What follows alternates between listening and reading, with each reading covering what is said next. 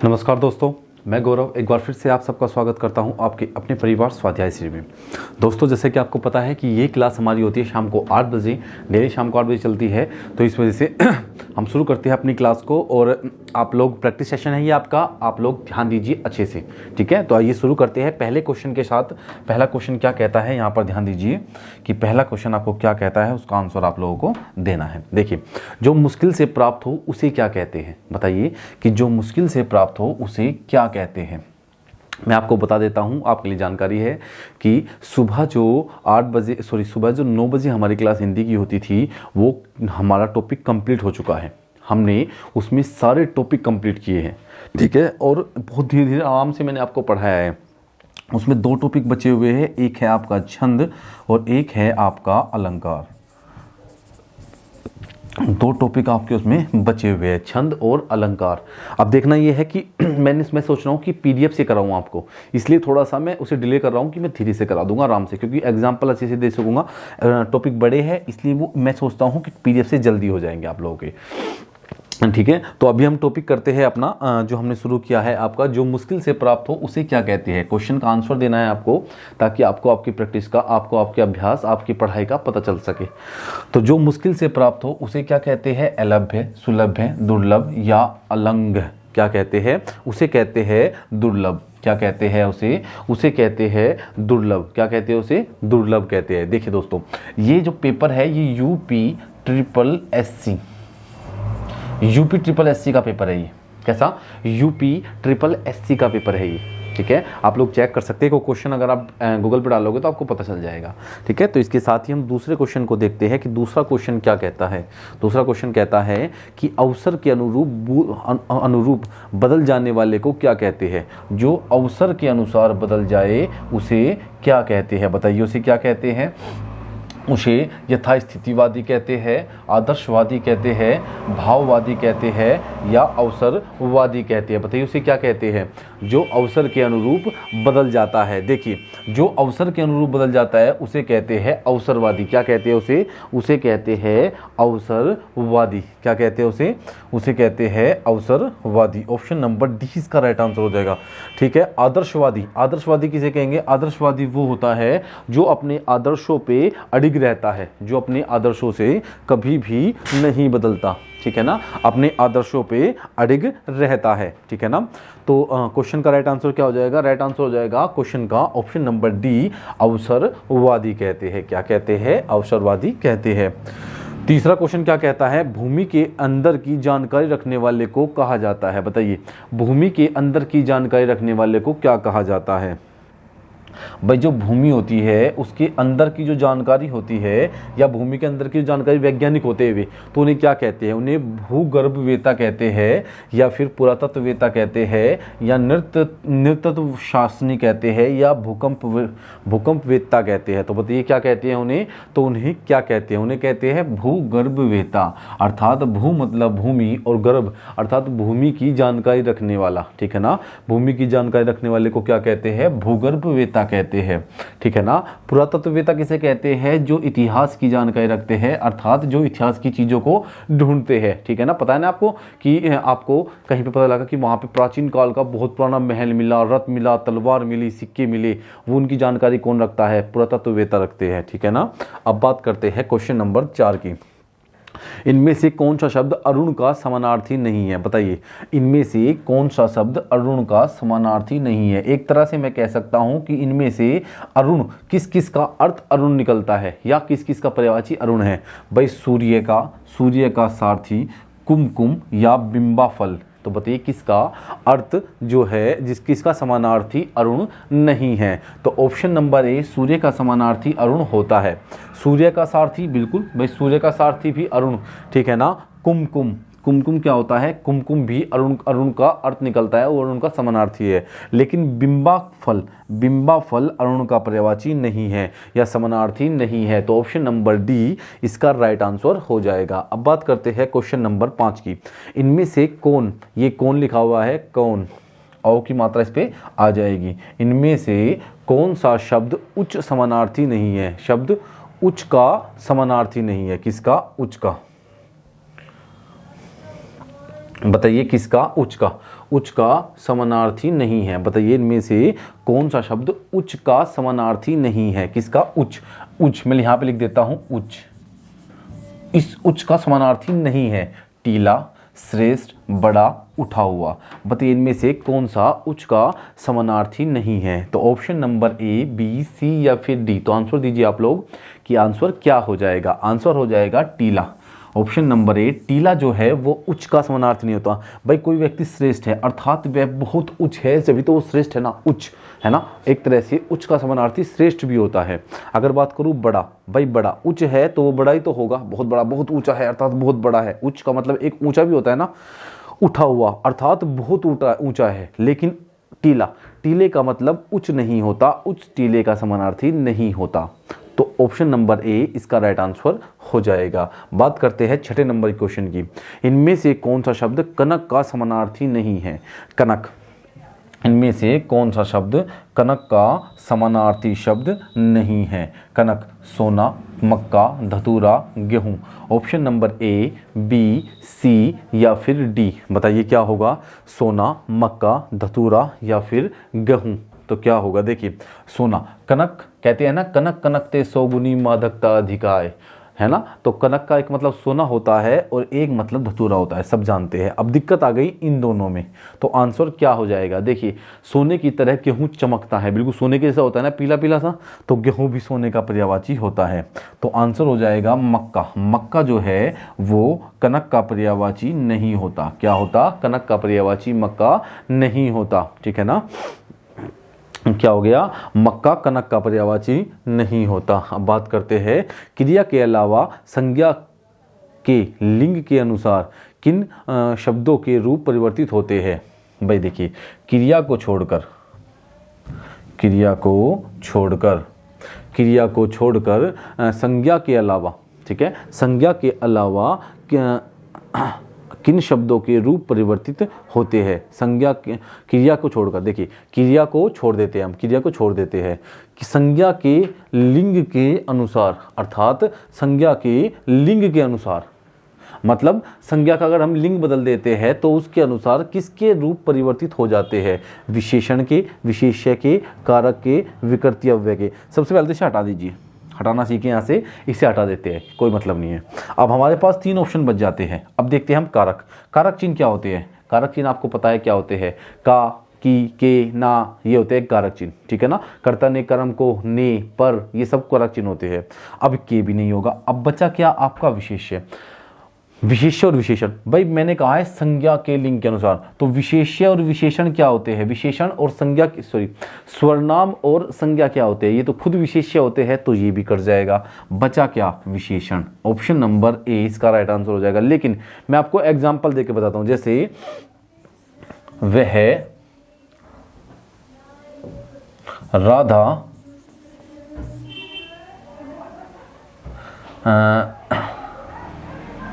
अच्छा खेलती है, नहीं, राधा सुंदर लड़की है, राधा सुंदर है। या अगर मैं विशेषण की बात करता हूं तो राधा अच्छी खेलती है। राधा अगर हम इसके एग्जाम्पल की बात करेंगे तो एग्जाम्पल देख लेते हैं।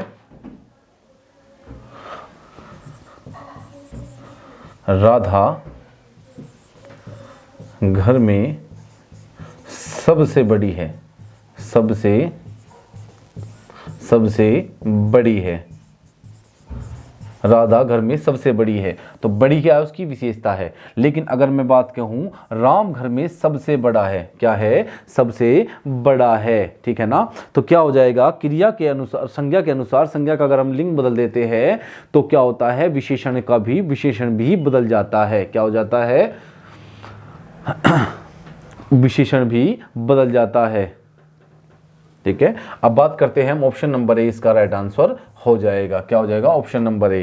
8वें क्वेश्चन की बात करते हैं। कौवे के स्त्रीलिंग के निर्धारण के लिए क्या किया जाता है? जो कौवा शब्द होता है, अगर मैं उसका स्त्रीलिंग बनाना चाहूँ, आपको ये कहना चाहता है कि जो कौवा शब्द होता है अगर उसका स्त्रीलिंग बनाया जाए, क्या किया जाए? उसका स्त्रीलिंग बनाया जाए तो कौवे शब्द में निर्धारण के लिए क्या किया जाएगा? ठीक है, बताइए उसका स्त्रीलिंग हम कैसे बनाएंगे, ये कहना चाहता है। जैसे मैंने कहा माता पिता, क्या बन गया, माता पिता, माता पिता बन गया। जैसे भाई बहन बन गया, भाई बहन, क्या हो गया, माता पिता हो गया, भाई बहन हो गया, लड़के का लड़की हो गया, लड़का लड़की हो गया। तो मैंने क्या किया, इनके स्त्रीलिंग बना दिए ना, स्त्रीलिंग पुल्लिंग से स्त्रीलिंग बना दिए। लेकिन ये कहना चाहता है कि कौवा, जो कौवा शब्द है इसका स्त्रीलिंग कैसे बनाएंगे। क्या कौवे के अंत में ई लगाने से वो स्त्रीलिंग बन जाएगा। क्या कौवी, क्या कहेंगे हम उसे, क्या हम उसे कौवी कहेंगे, कौवी नहीं, गलत हो गया। कौवे के अंत में आनी लगाने से, लगा देते हैं, लगा के देख लेते हैं इसमें क्या दिक्कत है यार। कोवानी, क्या हो गया, कोवानी, कोवानी हो गया, क्या हो गया, कोवानी हो गया। ये भी नहीं होगा, ये भी काट दिया। तो ऑप्शन नंबर ए और ये दोनों गए। कौवे के पहले स्त्री लगाने से क्या स्त्री कौवा हो जाएगा, नहीं, ये भी गलत हो गया। अब बचा मादा कौवा, तो कौवे के पहले मादा लगाने से क्या बन जाता है आपका, मादा कौवा, अर्थात उसका स्त्रीलिंग रूप परिवर्तित हो जाता है।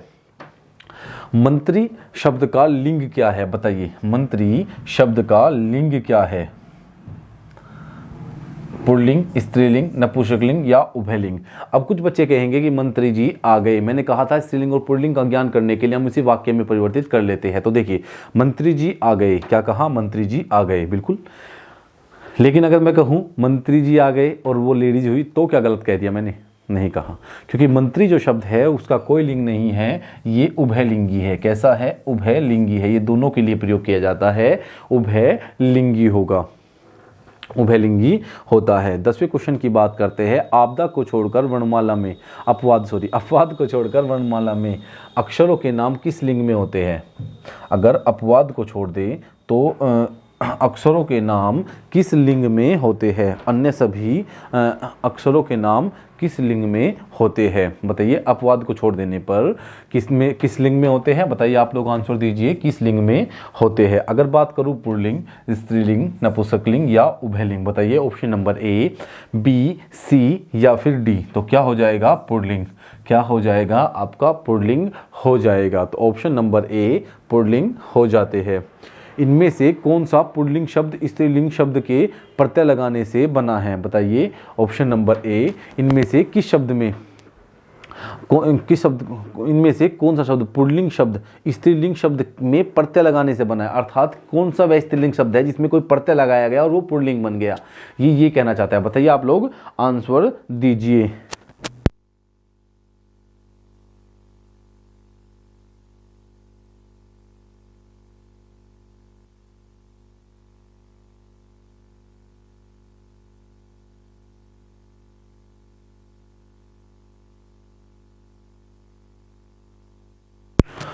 देखिए आप लोग, इसने कहा है कि वह स्त्रीलिंग शब्द कौन सा है, ये कहना चाहता है कि एक इसमें स्त्रीलिंग शब्द है जिसमें हमने प्रत्यय को लगाया है। प्रत्यय किसी भी शब्द के बाद में लगता है, कि स्त्रीलिंग शब्द में हमने क्या लगाया, हमने प्रत्यय लगाया और उसे पुल्लिंग बना दिया।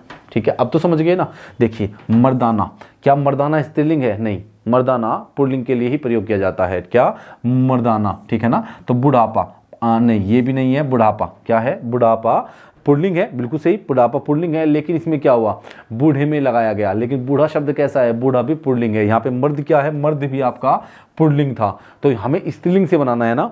अगर बात करूँ विधुर, विधुर में कुछ नहीं है। अगर बात करूँ भेड़ा, तो भेड़ में, भेड़ क्या है, भेड़ में आ जोड़ दिया गया, तो क्या हो गया, आ प्रत्यय लगा दिया गया, तो क्या बना, भेड़ा बन गया। ऑप्शन नंबर ए, आ प्रत्यय जोड़ा गया भेड़ा में। भेड़ आ गई होता है, भेड़ आ गया नहीं होता। भेड़ आ गई, मादा भेड़ और नर भेड़ होता है। भेड़ आ गई, इसे भेड़ा बोलते हैं, क्या बोलते हैं, भेड़ा। क्या हो गया, ये आपका पुल्लिंग हो जाता है। भेड़ शब्द में आ प्रत्यय जोड़ा गया, अर्थात स्त्रीलिंग में प्रत्यय जोड़ दिया गया। हिंदी में कितने वचन होते हैं, बताइए, हिंदी में कितने वचन होते हैं, हिंदी में कितने वचन होते हैं। मैंने कल ही आपको ये बताया था कि हिंदी में कितने वचन होते हैं। कितने होते हैं, 2 वचन होते हैं। हिंदी में 2 वचन होते हैं और 2 ही लिंग होते हैं। लिंग कितने होते हैं, हिंदी में लिंग भी दो ही होते हैं। कितने होते हैं? हिंदी में लिंग भी दो और वचन भी दो। क्या? वचन भी दो और लिंग भी दो। जबकि संस्कृत में तीन लिंग और 3 वचन होते हैं। तो हिंदी में कितने वचन हो गए आपके 2 वचन हो जाते हैं। क्या हो गया? 2 वचन हो जाते हैं। मैं चलती थी मैं का बहुवचन क्या होगा बताइए। जो ये मैं शब्द है इसका बहुवचन रूप आपको बताना है। जो ये मैं है, मैं, इसका बहुवचन रूप आपको बताना है। बताइए कि मैं का बहुवचन रूप क्या हो जाएगा? हम, तुम, वे, सब। तो क्या हो जाएगा? ऑप्शन नंबर ए, बी, सी या फिर डी। तो क्या हो जाएगा? हम हो जाएगा। क्या हो जाएगा? हम हो जाएगा। 13वें क्वेश्चन का राइट आंसर क्या हो जाएगा? ए हो जाएगा। ठीक है, अब बात करते हैं हम लोग क्या 14वें क्वेश्चन की। 14वां क्वेश्चन क्या कहता है? देखिए, इकारांत संज्ञा शब्द को बहुवचन बनाते समय क्या किया जाता है? जो इकारांत शब्द होते हैं उनको जब बहुवचन बनाया जाता है तो क्या किया जाता है? ऑप्शन नंबर ए कहता है आपका अंतिम स्वर के बाद या लगा दिया जाता है। अंतिम स्वर में स्वर को हटा दिया या लगा दिया जाता है। अंतिम स्वर को हटाकर या लगा दिया जाता है।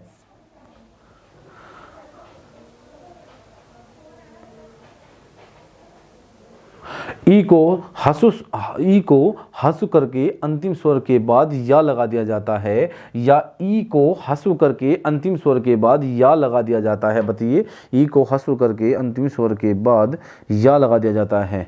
ये तो दोनों सेम है, ये दोनों सेम दिए हुए हैं। क्या किया हुआ? ये दोनों सेम दिए हुए हैं, इसलिए इसमें आपको कुछ दिक्कत नहीं है। अब आपको 3 में से आंसर देना है क्योंकि ये दोनों सेम है बिल्कुल। तो आपको 3 में से आंसर देना है। बताइए क्या होगा आपका राइट आंसर? देखिए मैं बता देता हूं इकारांत शब्द कौन से होंगे। क्या हुआ? ये नौकरानी हो गया। क्या हो गया? नौकरानी। ये शब्द कैसा है? ये इकारांत शब्द है। कैसा शब्द है? ये इकारांत शब्द है। अब इसमें मुझे क्या करना है? इसमें मुझे बहुवचन बनाना है। तो मैं इसका क्या करूंगा? और हमारा ऑप्शन नंबर सी सही है। क्या है? ऑप्शन नंबर सी और डी दोनों सही है ये। ठीक है ना? मैं यहाँ पे कर देता हूँ ये दोनों राइट है। अब बनाता हूँ मैं इसको नौकरानी से। मैं आपको एक एग्जाम्पल बताता हूँ। नौकरानी, ये नौकरानी। अब मुझे इसका बहुवचन बनाना है तो मैं क्या करूँगा? मैं करूँगा नौकरानी और या।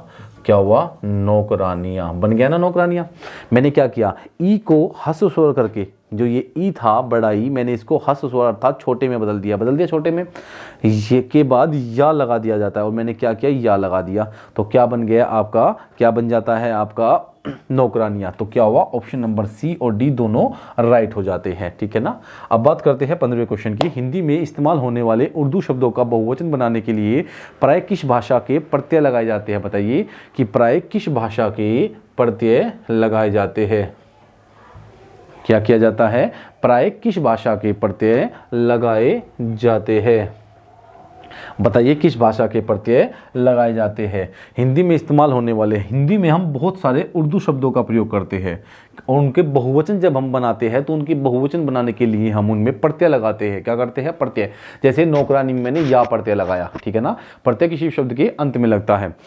तो वहाँ पर क्या होता है? वहाँ पर हम किस प्रत्यय का प्रयोग करते हैं? क्या हम हिंदी के प्रत्ययों का प्रयोग करते हैं या अरबी के या फारसी के या उर्दू के? बताइए किन शब्दों के प्रत्ययों का हम प्रयोग इसमें करते हैं? तो किसका करेंगे? ऑप्शन नंबर ए, हिंदी के शब्दों के प्रत्ययों का हम लोग प्रयोग करते हैं। ऑप्शन नंबर ए, हिंदी। किसका? हिंदी। अब बात करते हैं 16वें क्वेश्चन की। 16वां क्वेश्चन क्या कहता है? देखिए 16वां क्वेश्चन क्या कहता है? कूलन में, केली में, करछन में, कुंजन में, क्यारिन में, कलित, कलिन, किल्लत है। इस वाक्य में पंक्ति में कौन सा अलंकार है? मैंने आपको बताया है कि हमने हिंदी को, जो हमारी सुबह 9 बजे क्लास होती है हिंदी की, हमने लगभग वो ख़त्म कर दी है, बिल्कुल लास्ट हो चुका है। लेकिन उसमें 2 टॉपिक बचे हुए हैं आपका, एक अलंकार और एक छंद। दोनों मैं आपको कराऊंगा लेकिन पीडीएफ के थ्रू कराऊंगा। पीडीएफ बनने में थोड़ा टाइम लगेगा क्योंकि इतना बड़ा स्टाफ हमारे पास नहीं है। छोटे से हम लोग हैं, छोटे से, लेकिन आपके लिए मेहनत करते हैं और आपको पढ़ाते भी बहुत अच्छा है। बस आप लोग सपोर्ट करोगे तो अच्छा लगेगा। बस यही कहते हैं कि आप लोग सपोर्ट करिए तो हमें अच्छा लगेगा, क्योंकि मेहनत तो करते ही हम लोग। अब ऐसा भी नहीं है कि मेहनत नहीं करते और पढ़ाया हुआ आपको नहीं मिल रहा। ये जो पढ़ाया जाता है ये सभी किसी क्वेश्चन, ये यूपी ट्रिपल एससी में आए हुए क्वेश्चन है। कहाँ से? यूपी ट्रिपल एससी में आए हुए क्वेश्चन है। लेकिन आप लोगों को नहीं कोई दिक्कत नहीं है, बस चाहेंगे कि आप लोग सपोर्ट करिए बस। आइए पढ़ाई करते हैं हम। तो इसमें देखिए, इसमें किसकी आवर्ती हुई है, के।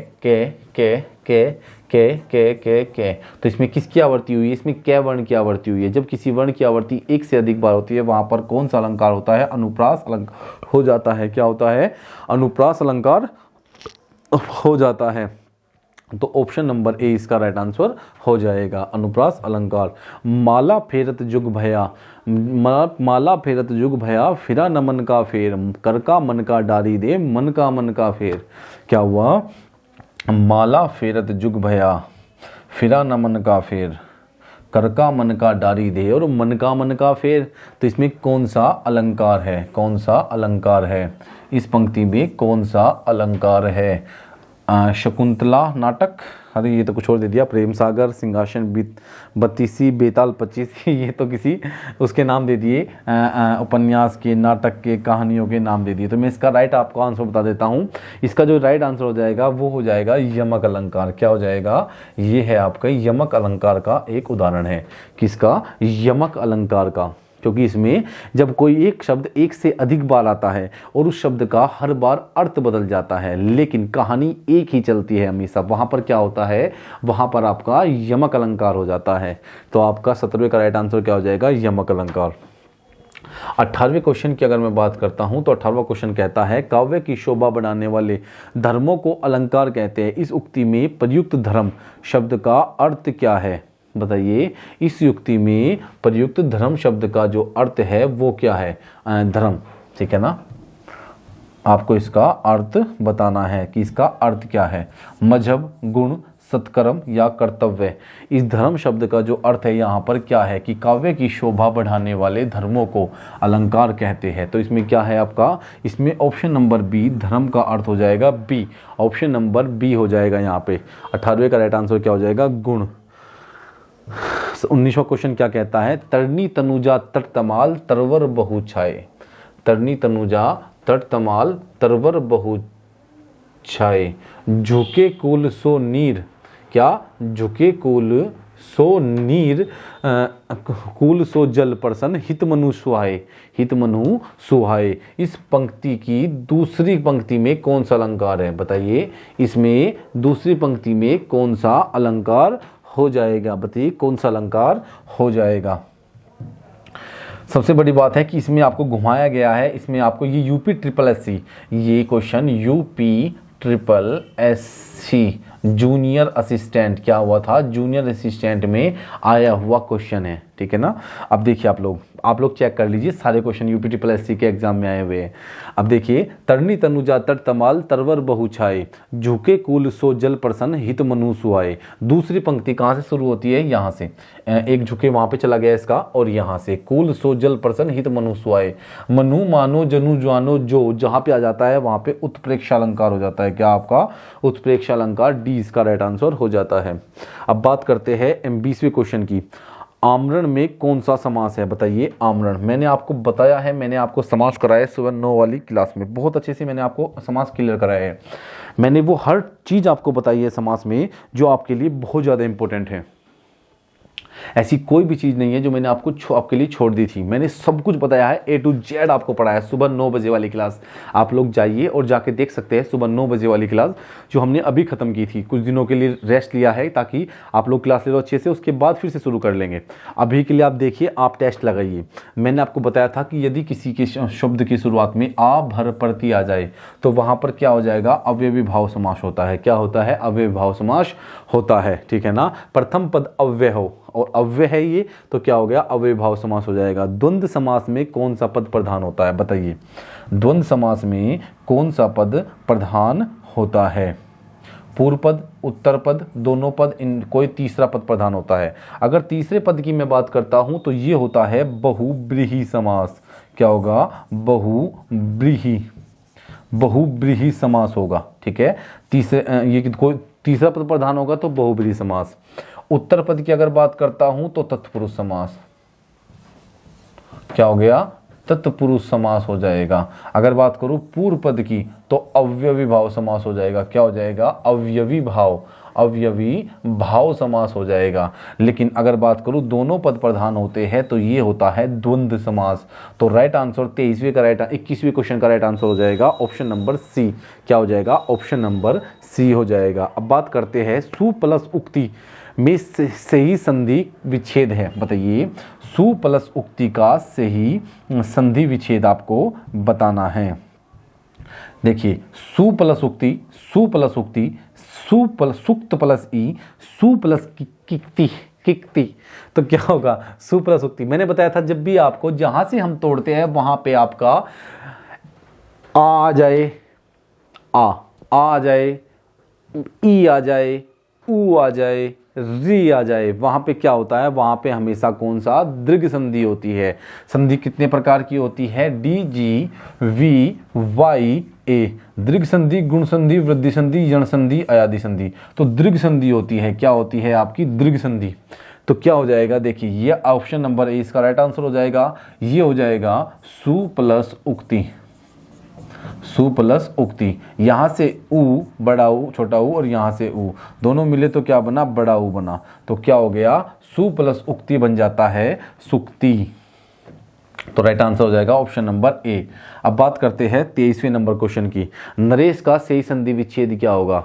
नरेश का सही संधि विच्छेद आप लोगों को बताना होगा कि नरेश का सही संधि विच्छेद क्या हो जाएगा।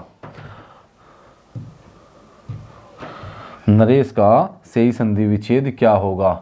नरेश, नर प्लस एश, नरे प्लस शय, नर प्लस रेश, या नर प्लस ईश। देखिए, मैंने आपको बताया था ये क्या हो जाएगा? जब आपकी डंडे के ऊपर एक मात्रा या फिर खड़े डंडे के ऊपर एक मात्रा, तो कौन सी संधि होगी? गुण संधि। मैंने आपको ये बताया है, ट्रिक भी मैंने आपको बताई है। क्या होगा? गुण संधि। तो कंफर्म है कि यहाँ पे क्या होगा? गुण संधि होगा। क्या होगा? गुण संधि हो जाएगा। क्या होगा? गुण संधि। अब बात कर लेते हैं हम इसका संधि विच्छेद। यहाँ से टूटेगा ये नर प्लस ईश में टूटेगा। क्या? नर प्लस ईश। यहां से बना ए और यहां से बना बड़ी, तो क्या बना? ई।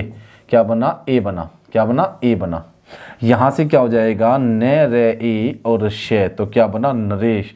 तो नर प्लस ईस, ऑप्शन नंबर डी इसका राइट आंसर क्या हो जाएगा? नर प्लस ईस आपका नरेश। 23वें क्वेश्चन का राइट आंसर क्या हो जाएगा? डी। तो तथेव का सही संधि विच्छेद क्या होगा? तथेव का सही संधि विच्छेद क्या हो जाएगा? तथेव का सही संधि विच्छेद क्या हो जाएगा? देखिए, तथेव का संधि विच्छेद हो जाएगा आपका तथा प्लस एव, आ प्लस ए। आ प्लस ए क्या बनेगा? आ प्लस ए बनेगा, अय बनेगा। तो देखिए, तथा प्लस ए कहाँ है? ऑप्शन नंबर ए में आपका क्या है? 24वें क्वेश्चन का राइट आंसर क्या हो जाएगा? आपका तथा प्लस ए। यहां से आ आया और यहां से आया ए। क्या आया? ए। तो यहां से क्या बना? अय बना। तो क्या हो जाएगा? तथेव हो जाएगा। क्या हो जाएगा? तथेव। ऑप्शन नंबर ए इसका राइट आंसर हो जाएगा। 25वें क्वेश्चन की बात करते हैं। अत्याचार का सही संधि विच्छेद, सही संधि क्या होगी? अत्याचार की सही संधि क्या हो जाएगी? अगर मैं कहूं कि इसका आंसर आप लोगों को देना है तो आप लोग नहीं दोगे, मुझे पता है, लेकिन मैं फिर भी दे देता हूं। कोई बात नहीं, आप नहीं दे रहे, कोई नहीं। शायद वो दिन भी आए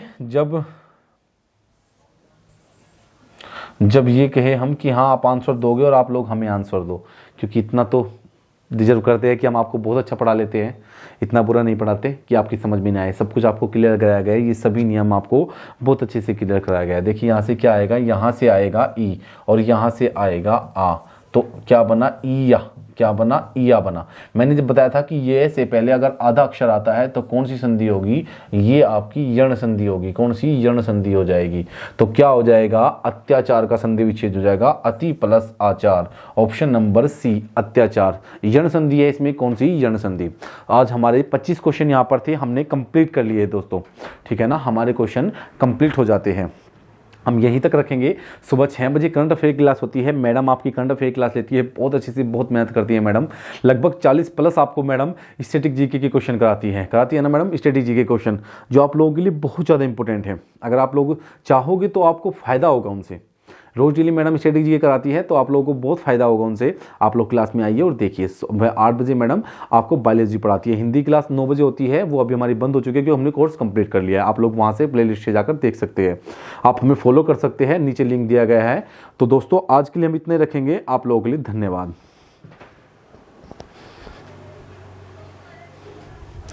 एक छोटी सी बात और कह दो दोस्तों कि अगर आपको अच्छा लगे, क्लास अच्छी लगी हो तो प्लीज़ रिव्यू करिए, लाइक करना, शेयर करना, सब्सक्राइब कर देना। आप हमें फॉलो कर सकते हैं, नीचे टेलीग्राम ग्रुप दिया गया है, आपको फेसबुक ग्रुप दिया गया है, आपको ट्विटर ग्रुप दिया गया है। टेलीग्राम पर आपको PDF मिल जाएगी, बस आप लोग कमेंट करिए, वहाँ पर जाकर ग्रुप से जुड़िए। आज के लिए धन्यवाद।